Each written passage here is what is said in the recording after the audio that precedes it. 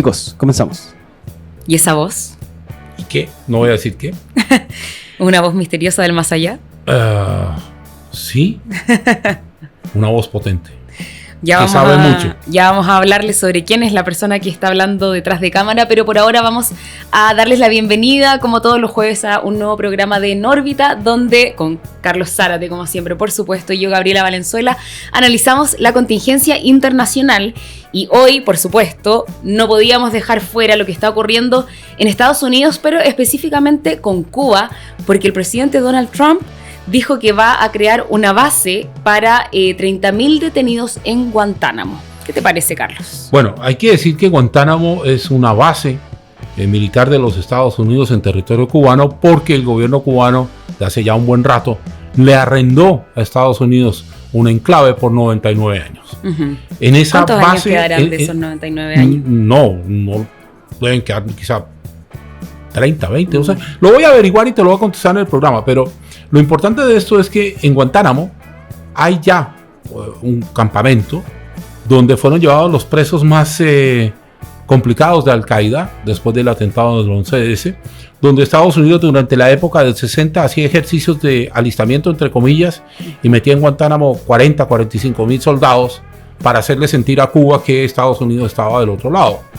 Hay varias otras cosas que mirar. Yo creo que está empezando un debate, Gaby, que yo te quiero integrar, que tiene que ver con cuáles son las medidas justas para enfrentar el tema de la migración irregular. Uh-huh. Yo parto diciendo que la migración irregular hay que enfrentarla.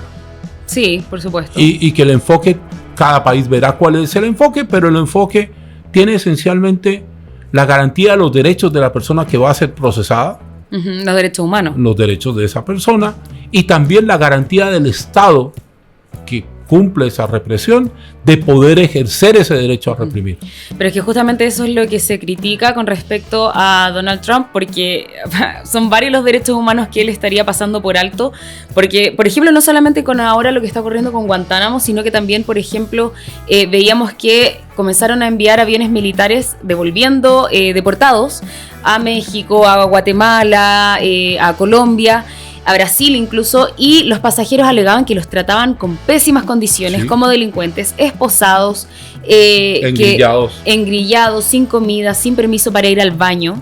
Entonces son realmente como condiciones básicas que, ok, estaban ilegales, están siendo deportados, están siendo devueltos a sus países, es entendible, pero ¿por qué tienen que ser tratados como si fueran delincuentes, asesinos, violadores? O sea, eso es lo que no se llega a entender.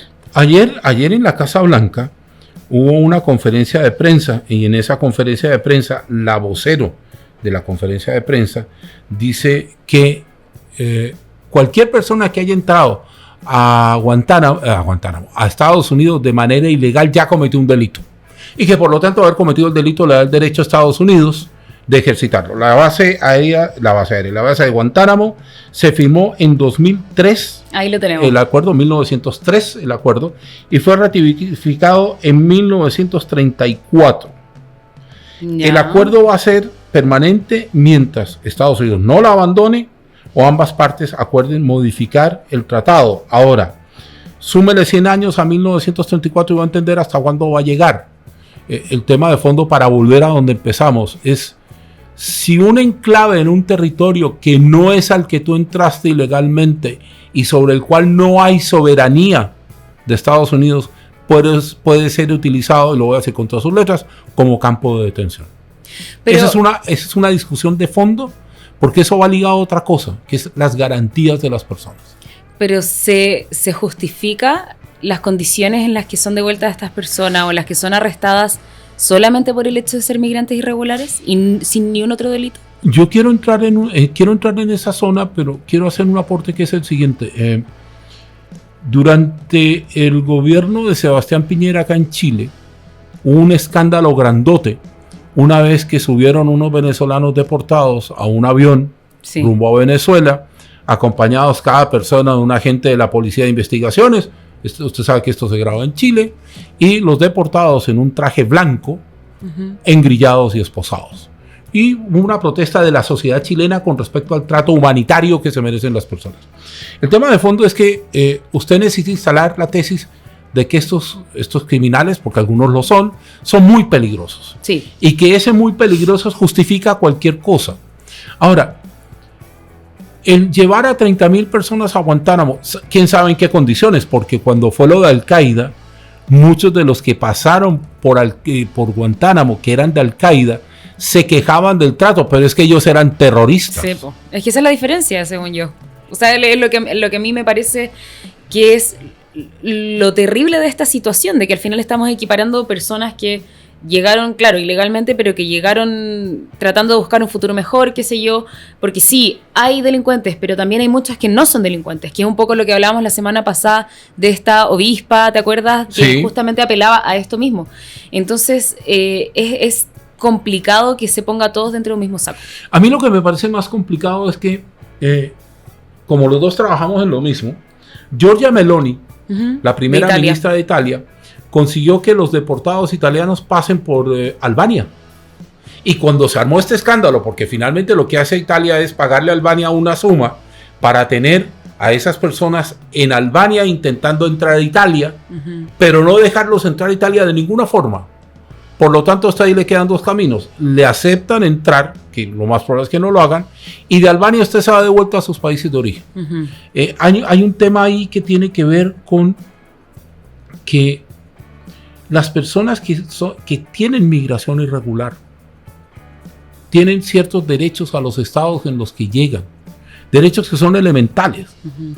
El tema de fondo es si vamos a combatir la ola delincuencial o, como dice el señor Trump, la invasión a los Estados Unidos de los migrantes, tomando todas las medidas que se nos ocurra sin que nadie levante la voz. Ya quiero recuperar a la obispa. ¿Se acuerda cuando yo parafraseé a la obispa? Sí. Nadie va a decir nada. O sea, esto nos va a parecer normal. ¿Es normal? Pero es que yo creo que al final, claro, hay líderes de opinión que pueden decir y hablar y decir cosas como ella, pero por ejemplo, a mí me pasa que Donald Trump no tiene ningún tipo de consecuencia.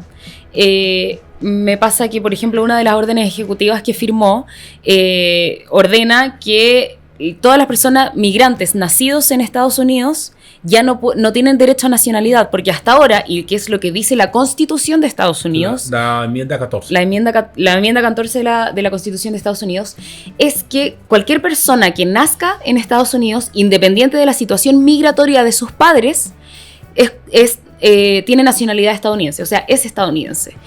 Y él, claro, él firmó esta orden ejecutiva, que de hecho está bloqueada por un juez federal, porque justamente, o sea, es algo que va atenta directamente contra la Constitución y lo hace como si nada. Entonces, eso es lo que yo creo que es peligroso. Te tengo una mala noticia. Cualquier persona nacida, estoy hablando de Sudamérica, en Colombia, en Argentina, en Perú, en Bolivia, en Paraguay, en Uruguay, en Venezuela, en territorio, adquiere la nacionalidad por solo el hecho de nacer. Se llama ius soli. Es uno de los derechos que uno tiene. Uno tiene, entre otras cosas, que usted no me crea, tiene derecho a una nacionalidad, que se la dan los padres o el lugar donde uno nace o el lugar donde uno vive. Yo, por ejemplo, nunca me nacionalicé colombiano, pese a que viví 25 años allá, porque yo quería ser chileno, y soy chileno en ejercicio. Pero hay gente, por ejemplo, que aquí ha llegado, futbolistas, que tuvieron una trayectoria destacada, metieron sus papeles y se nacionalizaron chilenos. Pero Alejandro Tavilo. Alejandro Tavilo, que nació en Canadá, ¿cierto? Está nacionalizados, me acuerdo de Popeye Fabiani, que era un futbolista, y hay varios así. ¿Cómo puede ser que el combate a la migración llegue hasta el negarle un derecho mínimo a una persona que además no tiene la culpa? Si finalmente Barack Obama tenía razón cuando decía que los niños que habían acompañado a sus padres, los Dreamers, no tenían la culpa. ¿Qué culpa puede tener? Yo llegué a Colombia a los 6 años. Digo, ¿usted cree que a mí me preguntaron? Me dijeron, Carlos, ¿quieres ir a Colombia? No, a mí me agarraron y me dijeron, nos vamos para Colombia. Y fue. Y estoy muy orgulloso, y ustedes saben que tengo un vínculo con Colombia muy grande. Y ahora tienes ese acento así caribeño. Siempre lo tengo. Y sabe que le voy a dar una mala noticia a mi doña. Yo lo cuido porque esto me da a mi plata. Ah, seguro. No, yo creo que, bueno, no me tengo historias personales, pero yo, para no salir del tema, pero yo creo que uno de los diferenciadores que tiene mi trabajo es el acento que tengo y la forma como utilizo mi voz de acuerdo al acento que tengo. Pero más allá de eso, es que nos estamos deshumanizando. Nos está pareciendo que cualquier fin es válido. Fíjate que en San Diego, que también tiene frontera con México, esta semana pusieron alambrados como las zonas de combate de la Segunda Guerra Mundial. ¿Qué hago yo si un chiquito se le escapa al papá y se ensarta en el alambrado? ¿Qué le digo? Terrible. Bueno, y quiere que vuelva a los centros de detenciones donde separaban a los niños de los padres. Bueno. Que eso fue lo que hizo en el primer gobierno y que fue muy criticado justamente porque es inhumano lo que está haciendo. Yo quiero hacer una aclaración para cerrar este tema y avanzar al otro. Uno hay un derecho que sí tiene, que es el derecho a pensar. Y el derecho a pensar diferente es un derecho. Lo paro ahí. Fuertes declaraciones. No, es que tú no estás obligada, ni yo estoy obligado, ni el editor está obligado a pensar lo que piensa la mayoría. No tengo por qué estar de acuerdo con lo que pienso, dijo un gran viral chileno. Yo estoy de acuerdo con lo que pienso, Gaby. Ya, estamos como demasiado folgóricos. Hablando de temas humanos y de factores humanos, una de las imágenes más terribles de esta semana fue el éxodo, no sé si éxodo, el viaje de los gazatíes de un extremo a otro de la zona devastada por Israel, lo están devolviendo hacia el norte. 600,000 personas caminaron a través de Gaza para volver, repito, para volver a lo que eran sus casas. Ay, es terrible. Yo no sé si ustedes vieron esas imágenes en sus casas, pero eran desgarradoras realmente. O sea, era una cantidad de gente, como una caravana realmente. Un río. Era como un río, un mar de personas, terrible. Personas que tenían muletas hechizas de madera, personas que se encontraron con sus hermanos en la ruta, padres que se encontraron con sus hijos. Sí. Y de nuevo, y eso es una autocrítica, nos quedamos en el fenómeno de la gente caminando, que era muy dramático, y no miramos el otro fenómeno.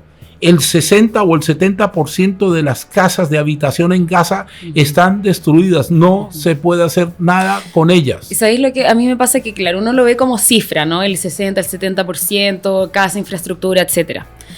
Pero yo me pongo en su lugar, a mí me pasa eso. Yo cuando estoy en mi casa pienso, imagínense ustedes si por X razón fueron obligados a irse de sus hogares, de sus ciudades, dejar todas sus vidas atrás, todas sus pertenencias atrás, irse y después vuelven y todo lo que era su casa, su barrio, los negocios que tenían cerca, las escuelas, los hospitales, todo hecho trizas, todo hecho ruinas, no queda absolutamente nada. ¿Cómo se sentirían ustedes? ¿Cómo me sentiría yo si es que llego a mi casa y veo ruinas? O sea, lo encuentro que cuando uno lo ve como a nivel cifra, claro, es impactante. Pero cuando uno se pone en ese lugar, que es un poco lo que a mí me pasaba también al principio de la guerra en Ucrania, cuando veíamos a todas las personas, sobre todo en el Donbass, que llegaban y que sus casas estaban todas destruidas, todo lo que conocían ya no había nada. Entonces un poco ponerse en el lugar de esas personas y decir, ¿qué haría yo en esa situación? Y le puedo sumar algo más, es que no fue un solo desplazamiento. La ofensiva israelí, motivada en un asalto de Hamas, que rechazo plenamente y siempre lo he hecho, que motivó además el intercambio de rehenes, hoy fueron liberados. Usted sabe que grabamos el jueves acá en Chile, hoy fueron liberadas creo que 5 o 6 personas. 7, gracias Gaby. Y durante ese conflicto los gazatíes tuvieron que ir de lado a lado varias veces. No fue que los trajeron del norte hacia el sur, se quedaron en el sur tranquilo. Le designaron unas áreas humanitarias y había que caminar hacia allá. Y muchas veces cuando viajaban hacia las áreas humanitarias había bombardeos que no los dejaban llegar. Ahora, ¿por qué la humanidad cierra los ojos? ¿Por qué nos hemos vuelto unas sociedades en las que el combatir el mal, y el terrorismo es un mal, por si acaso, para dejar las cosas bien claras, termina o en castigos colectivos, ¿cierto? O en una deshumanización de tal magnitud? Oiga, se lo merecen, si son... Todos son terroristas. Los 47,000 fallecidos que hay, que fue la última cifra que leí. Eran terroristas. Todos eran terroristas. Todos. No, mentiras. No me puedes decir que todos eran terroristas. Y yo creo que ese es el mayor problema. A mí me pasa que como periodista estamos tratando, por ejemplo, de repente de dar una noticia de los destrozos en Gaza, ahora en Cisjordania, porque ahora están atacando Cisjordania, pero también en Israel. Y no es que nosotros, a mí me pasa eso, yo trato de informar, pero es difícil porque la gente cree que yo o estoy a favor de Palestina o estoy a favor de Israel, pero no tiene nada que ver con eso, porque en el fondo la guerra, que es en realidad lo que pasa en cualquier guerra, en cualquier conflicto bélico en el mundo, los que sufren son los civiles. Y a mí me pasa eso. Yo lo que no estoy de acuerdo es con los conflictos armados en donde finalmente los que terminan pagando las consecuencias, muriendo, perdiendo sus hogares, quedándose sin nada, son las personas, son los civiles. Yo sí le puedo decir en qué estoy o contra qué estoy yo. Contra la guerra, en cualquier forma. Contra el castigo colectivo a los civiles, en cualquier forma.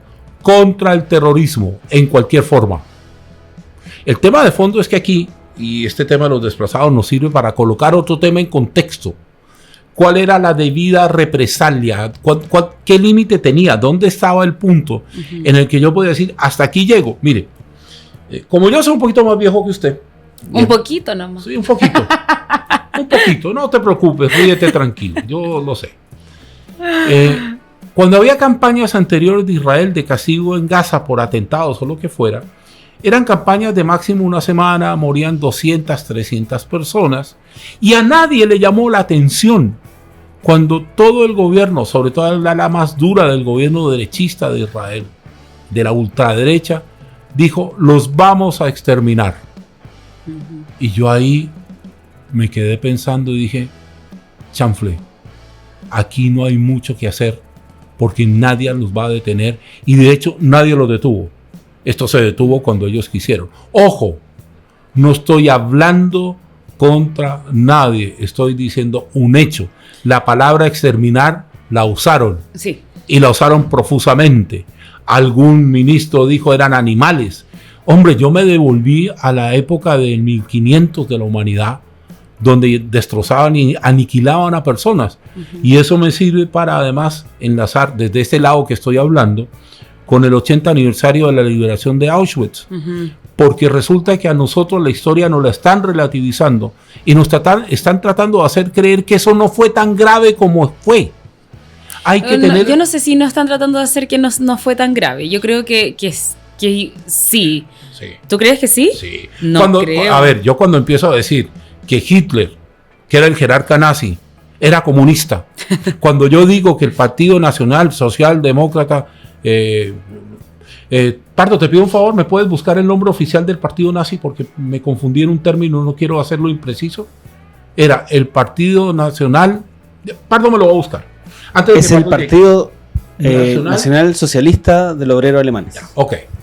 Y dicen que Hitler era socialista porque tenía la palabra. Si el problema no somos usted, ni yo, ni Pardo. El problema son los que no les gusta leer y no les gusta informarse y lo repiten como loritos. Ya, pero tú estabas diciendo que están tratando de minimizar, o no de minimizar, pero de hacer como que no fue tan grave todo el tema de los campos de concentración, sí, del exterminio judío. ¿Y por qué? ¿Pero quién? La ultraderecha alemana, por ejemplo, la ultraderecha austríaca. Hoy en Australia, que es uno de los países más tranquilos de la vida, aparecieron escuelas judías pintadas con leyendas antijudías, mensajes antisemitas.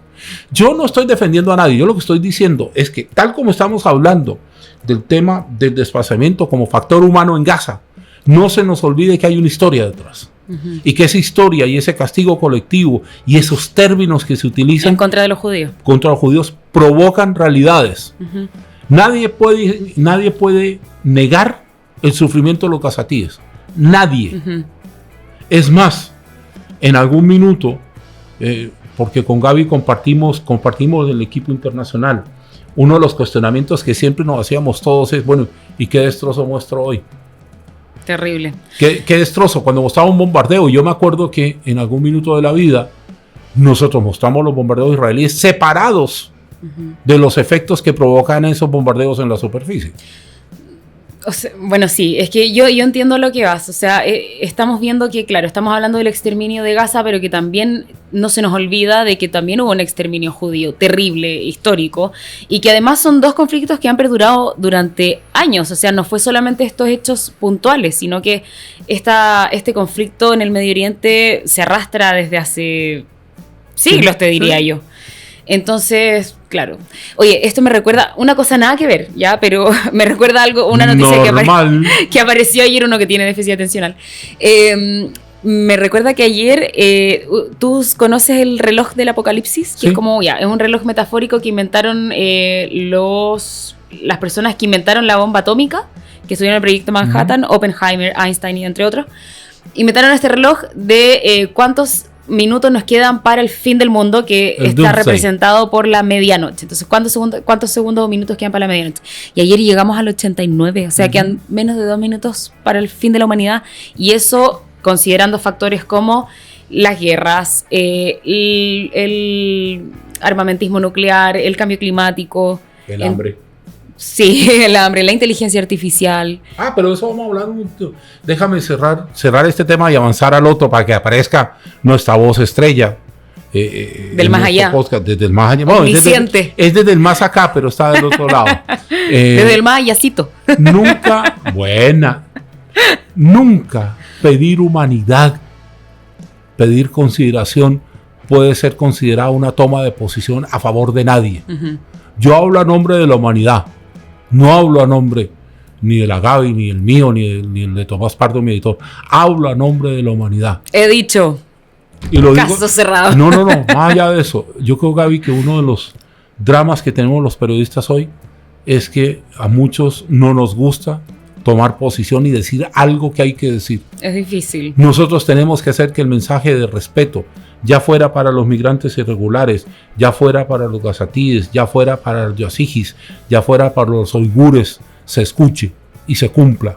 Porque el mundo es para todos, no es para un grupito que se apropió del mundo o que tiene la plata suficiente para a punta de billetera apropiarse.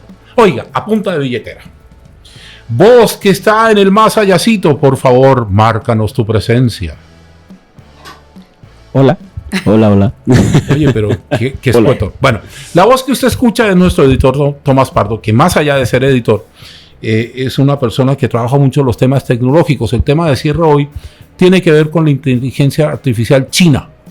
Y Zárate, ¿por qué China otra vez con los chinos? Porque se inventaron una inteligencia artificial que tiene un algoritmo muy potente y que no es tan cara como la otra, porque utiliza mucho mejor los equipos. ¡Oh, sorpresa! El gobierno de Estados Unidos empezó a investigar esto porque curiosamente podríamos tener un nuevo TikTok. Yo probé no es lo mismo, pero el mismo problema que con TikTok, sí. Yo probé el DeepSeek. ¿Lo probé? DeepSeek se llama esta aplicación. Búsqueda profunda. De inteligencia artificial. Entonces le dije el otro día, me senté en el computador y dije, hágame un programa de gobierno que contemple, y le puse 4 ítems. No sé, el ítem era educación. No sé quién más que tú escribiría eso. Yo, educación, seguridad, protección y qué sé yo. Y me produjo en cuestión deben haber sido no más de 6 segundos, 6 páginas de información que cuando yo las leí, dije, esto yo lo puedo entregar y me lo van a creer. Don Pardo, ¿cuáles son los peligros reales que representa DeepSeek si es que lo representa, para la humanidad, o esto es una guerra comercial a ver quién sale con algo mejor primero? Sí, muchas gracias por invitarme. El problema principal con DeepSeek es que tiene un punto comercial. Primero que todo, NVIDIA, la empresa, la manufacturera de chips, de procesadores, perdió $600 mil millones en un día, siendo la caída más abrupta de una compañía en cuanto a porcentaje en un día. Al cierre de la bolsa el lunes perdió casi un 14%. Pero Tommy, ¿sabes qué? Lo que a mí me llamó la atención es que esos chips justamente de NVIDIA son los que usaron en DeepSeek para crear esta plataforma tan barata, que es una fracción del costo de las otras como ChatGPT. Y por eso es un tema comercial, porque afecta tanto a NVIDIA, afecta a opciones como Gemini o Copilot, que son opciones de inteligencia artificial desarrollados y hechos por estadounidenses. Entonces, ¿qué pasa? Viene DeepSeek con procesadores de menor gama, entonces golpea el mercado y te dice, no es necesario tener chips de alta gama. Fue un poco lo que pasó en pandemia con las criptomonedas. NVIDIA se transformó en la empresa entre comillas, más millonaria del mundo por cómo hicieron las placas, los procesadores y las tarjetas gráficas que eran para minar Bitcoin, criptomonedas, etcétera. Lo pueden ver ahí en los podcasts de TTRC. Pero lo otro es que esta inteligencia artificial es de código abierto. Eso quiere decir que cualquiera la puede manipular, cualquiera puede saber cómo funciona en comparación con ChatGPT, con Gemini y con Pilot. Exacto. Y eso es muy bueno porque además democratiza un poco también como no sé cómo se llama, quizás tú, Tommy, sabes más, pero el cómo funciona todo este mundo de la inteligencia artificial. Claro. Toda la gente puede tener más acceso. De partida es gratuita. Sí. Y de hecho, el mismo lunes, cuando cayeron casi todas las acciones de la industria tecnológica, excepto obviamente la de DeepSeek, además DeepSeek se convirtió en la aplicación más descargada, la aplicación gratuita más descargada en todo Apple Store, superando incluso a ChatGPT. Sí, y eso fue brutal. Se lanzó hace una semana su modelo nuevo. Entonces, es realmente como que... Bueno, y Trump salió al tiro a decir que esto era un llamado de atención y que tenían que competir para ganar y que tenían que ponerse las pilas, por decirlo así, en buen chileno. Y de hecho van a invertir casi de $500 millones para seguir impulsando la inteligencia artificial. Estados Unidos, sí. Sí. Yo, como soy el niño diferente y soy como el escéptico de turno, a mí me parece que la noción de inteligencia artificial como la conocimos al comienzo era una noción interesante. Generar información adicional a partir de bits de información que unidos producían un tercer producto me parecía entretenido. De hecho, alguna vez tuve un par de charlas con la gente de Microsoft que me ayudaran a entender, porque yo no lo entendía mucho al comienzo. Pero hoy estoy preocupado de otra cosa. ¿Es tan necesaria? Porque al final a lo que vamos a llegar es que, más allá de pensar nosotros qué es lo que tenemos que hacer, los humanos tenemos que pensar, aunque usted crea que yo no pienso mucho, le dejo ese derecho. Pero los humanos tenemos que pensar. ¿Qué pasa cuando yo ya no necesito pensar porque agarro un teclado, un teléfono, le digo, oiga, cuénteme por favor cuántos millones de cabellos tiene un calvo que tiene solo cabello en el lado izquierdo? Y 3 segundos después dice, tiene 5.500. Bueno, eso fue lo mismo que pasó con los guionistas de Hollywood, ¿te acordás? Que creo que hasta ahora han estado en huelga porque justamente estaban escribiendo los guiones con inteligencia artificial, dejando a muchos de ellos sin trabajo, y ellos decían como, un buen guión nunca va a ser escrito por una máquina. Y le agrego necesita más, la mente humana. Y ahí sí me meto yo, que usted sabe que a mí la inteligencia artificial me gusta. Yo uso Leonardo para generar gráficos porque ella es una dibujante maravillosa. ¿Cómo sería que el otro día me dibujó y me hizo ver bonito? Así de bien dibuja. Pero bueno, dejando... Tampoco hay que hacer milagros. Sí, bueno, pero los haces. Oye, vino ácida Gabriela hoy, Pardo. O sea, que hoy está más ácida que otros días. Bueno, pero para volver al cuento. A mí me gusta utilizar Leonardo para generar ideas locas. Alguna vez generé a Frank Sinatra con Marilyn Monroe. Sí. Y de verdad hace eso en su y estaba muy orgulloso de hacerlo. Digo, ¿hasta cuándo vamos a crear los humanos y vamos a dar los prompts para crear? ¿O nos vamos a convertir en una especie de mineros de información que la sacamos pero no la leemos y la difundimos? Yo creo que hay un minuto de la inteligencia artificial que requiere una intervención, porque si no, el reinado de fake news a partir de inteligencia artificial... Le cuento que el otro día... Ahí hay un punto, porque Carlos habla de hasta qué punto es necesaria, o si va a ser realmente un ataque a la intelectualidad, o mucha gente también piensa que la inteligencia artificial es una amenaza a los trabajos. Ya, ¿usted qué piensa? Yo soy un poco más cauto y pienso cuando la gente decía, llegó la tele, nadie va a escuchar radio. Antes, nadie va a leer diarios porque llegó la radio. Y así ha pasado sucesivamente. Sin embargo, el tiempo nos demuestra que se sigue leyendo diarios con menor, que se han ido adaptando, pero que se sigue escuchando radio, que se sigue viendo tele y que tenemos internet. Entonces, ¿qué pasa a hacer la tecnología?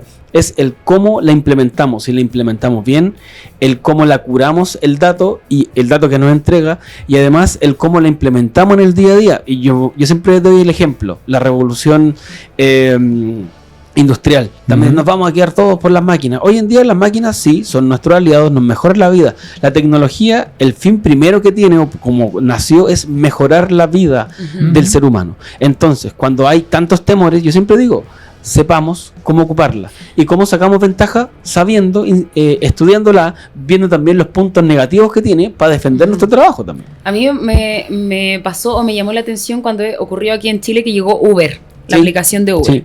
Y por supuesto que los taxistas fue un tiempo muy tenso. Todavía. Los taxistas le alegaban al gobierno de que había que regularizar, claro. Y ahí yo creo que tenemos un poco las dos caras, porque vemos, claro, cómo se va perdiendo, que claro, no se han perdido el trabajo de los taxistas, que todavía existe, y sí, pero quizás sí disminuyó bastante, pero porque para los usuarios era una opción mucho más cómoda. Te mostraban la ruta, te mostraba quién te llevaba, podías verificar... No te robaban. Bueno, igual roban a veces. Sí. Hay Uber que roban. Pero podía pagar con tarjeta, entonces sabía en cuánto rato iba a llegar, te venían a buscar a la puerta de tu casa, entonces era un montón de cosas que los taxis no te ofrecían.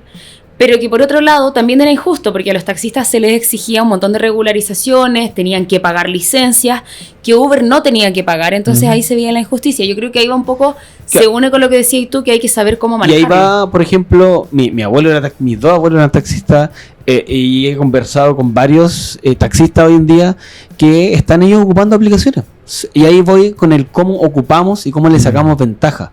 Por ejemplo, hay empresas como Cabify que tienen el servicio incorporado de taxi para quien no quiere viajar en un vehículo particular, y te cobran un poquito menos. Para ellos también es un ahorro, porque hablando en lo práctico, el taxista antes, lo que todos conocíamos, que tenían que salir a pescar gente, así le llamaban. Hoy en día llegan, conocen los puntos donde por horario, y tienen un trabajo más inteligente. A eso también apunta. Eficiente. Yo me quiero devolver a algo.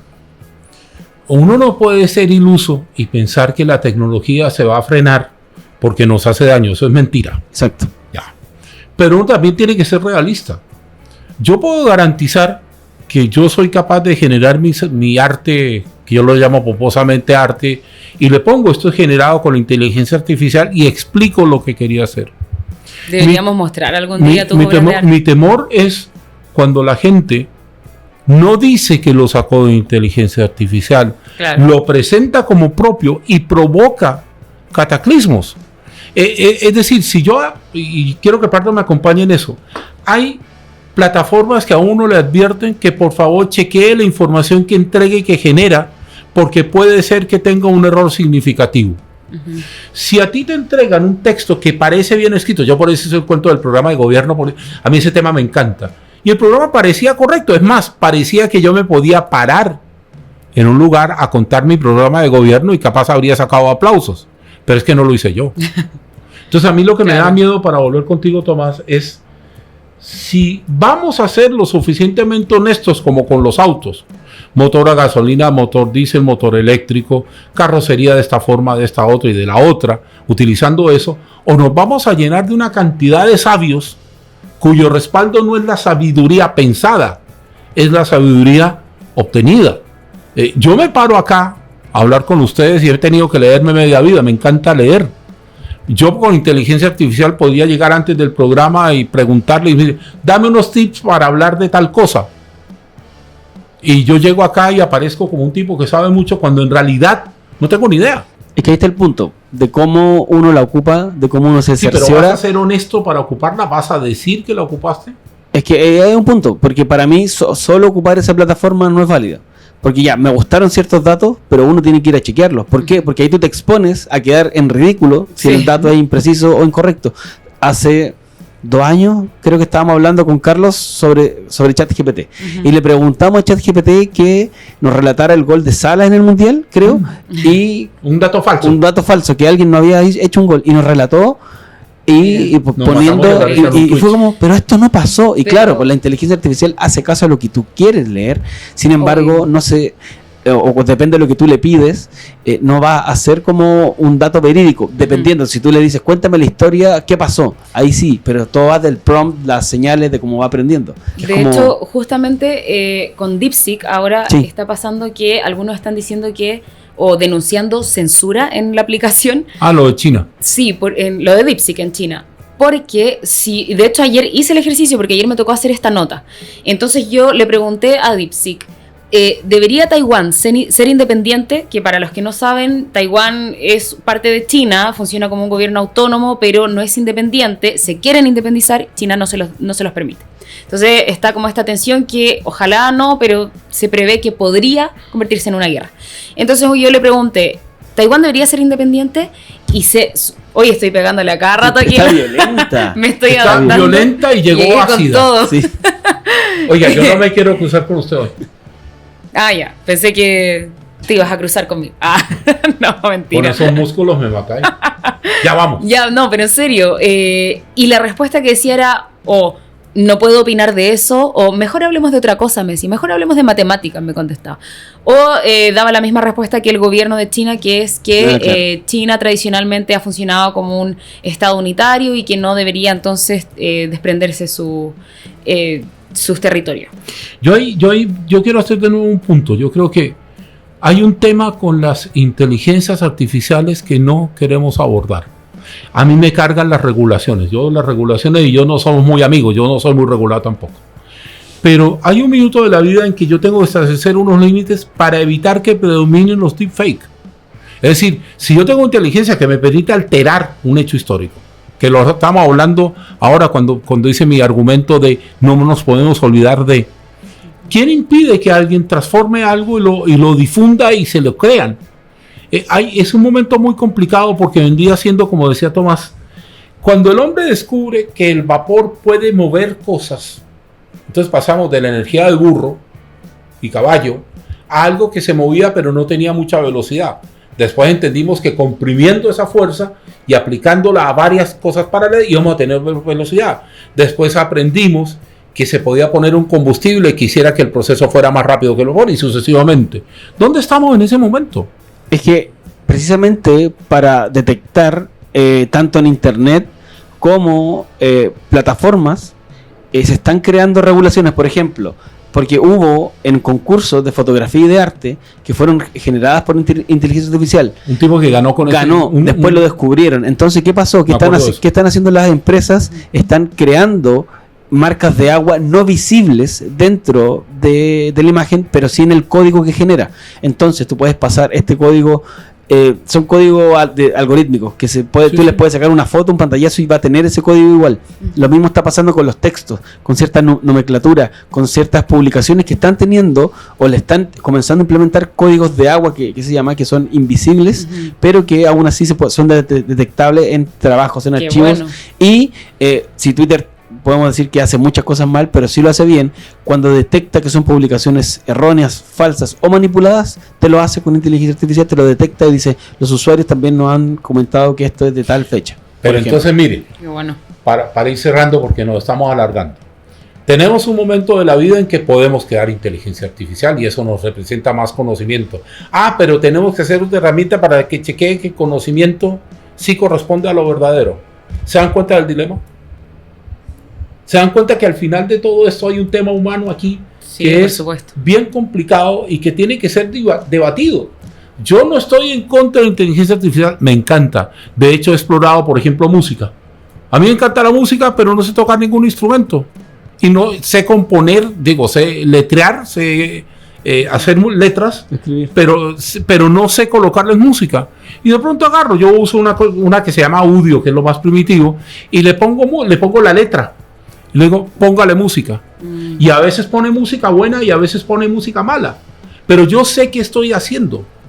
Lo que me refiero es que hay que ver en qué minuto de toda esta historia los humanos pasamos a ser reproductores de la información que nos llega y no reproductores de lo que yo sí me siento muy orgulloso, que es de generar pensamiento. Que eso es, que termine siendo una herramienta, más no un ser pensante por uno mismo. Yo creo que algún día en un futuro va a llegar alguna herramienta que te la vaya a hacer como prender un switch y vaya a saber tocar guitarra, vaya a saber, no sé, hacer de todo. Hay apps que te permiten tocar piano aunque tú seas una mula, que es llegar y teclear y tocar el teclado. Mire, impresionante. Vamos a tener que terminar porque nos hemos alargado. Primero, gracias a Tomás Pardo por ser la voz. Lo seguimos invitando cuando quiera venga. Debería saludar a la cara. Es la persona que nos edita, ¿cierto? Esos deditos mononitos son los deditos de Tomás. A Gaby Valenzuela, porque hoy hemos tenido un capítulo ácido y fuerte, pero buen capítulo. Y sobre todo a ustedes. Nos enorgullece que nos acompañen, nos encanta que estén ahí.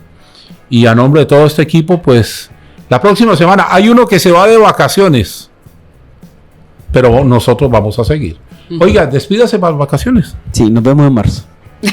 ¿En marzo? En marzo nos vemos. ¿Qué tal? Todo nos vemos en marzo. Bueno, chao Tomás, chao a todos. Chao a todos, nos vemos.